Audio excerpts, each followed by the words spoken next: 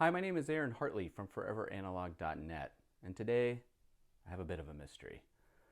Let me set this up for you. Last month in December, we had a new thrift store open up in our town. Now, I was very excited to see this new thrift store because we have a Goodwill, and I don't know, we can make a whole video about shopping for records at Goodwill. I'm sure any of you that have been doing it for a long time have realized that their selection has drastically decreased, and it's really hard to find good records at Goodwill anymore. Not that they were always easy to find, but I still go by and go in all the time.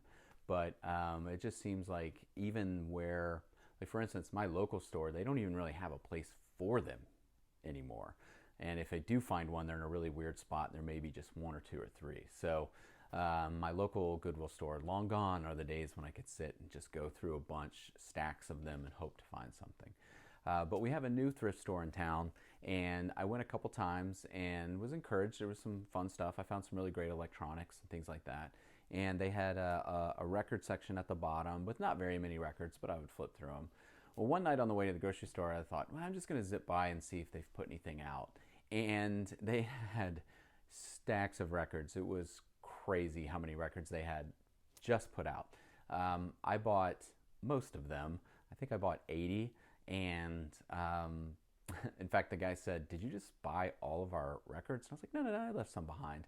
But he had said they had just put them out 4 hours before I had gotten there. So it was just one of those sort of magical moments where you swing by the thrift store and there's great records there. So yeah, I bought like 80. They were all $2 each, so I spent about $170 with tax. And the thing I noticed when I was going through them were a lot of them were like gospel soul releases. And gospel soul is kind of something that I've really gotten into over the last 2 years. There's so many great records from the 70s that were released, and they just have like a great Motown feel to it, but they also have, you know, the religious aspect to it that I find entertaining and fun. And I've actually made a DJ mix of some of these just to be able to introduce them to friends, and people tend to like it. It's just a different kind of listening experience, and so I always keep my eyes out when I'm at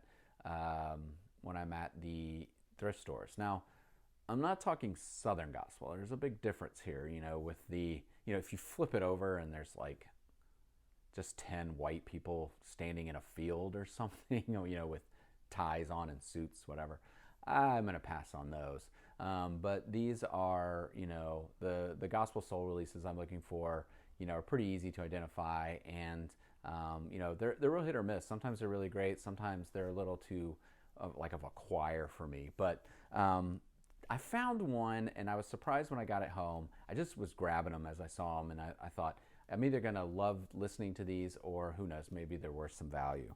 And this record surprised me. It's Jesse Watson Burns' Free to Be Free. And there's sort of a byline here, the sound of contemporary inspiration. Released on Burns Gateway Records, so it's a private press. And I believe it was released in 1979.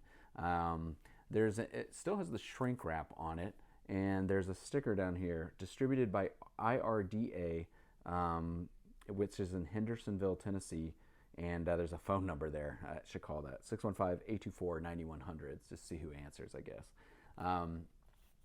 Here's on the back, there's Jessie and her band, and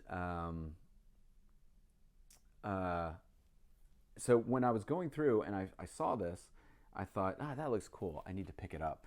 And I was surprised when I got home that this record sells for $200 or more. I found a $200 one on eBay, and my go-to on Discogs, I think it's gotten even closer to $300, maybe in the $280, $295 range or something along those lines. So here's what the labels on the LP looks like. I always think it's great to kind of see these private press labels. Yeah, definitely 1978 through 79, and a private press. So again, if you look it up on Discogs, it's sort of listed under gospel, soul, disco, funk. And so I imagine that You know, for folks that really specialize in collecting this, that this is one of those just rare private press albums that they want to add to their collection. I listened to it. It's got some great upbeat songs and is really fun. You know, Jesse has a great voice, but I can't find any information at all outside of just it being listed on Discogs and seeing where it's sold a few times. A Google search for Jesse Watson Burns just doesn't really bring up much. If it does, it's usually a random reference to Free to Be Free, but it's nothing that is, you know, really sort of educational. So I'm making a video about this today. If you know anything about Jesse Watson Burns or anything about this release, please let me know in the comments below. I'd love to learn more about this record and why it has the value it does, and any information would be greatly appreciated. Thanks for watching.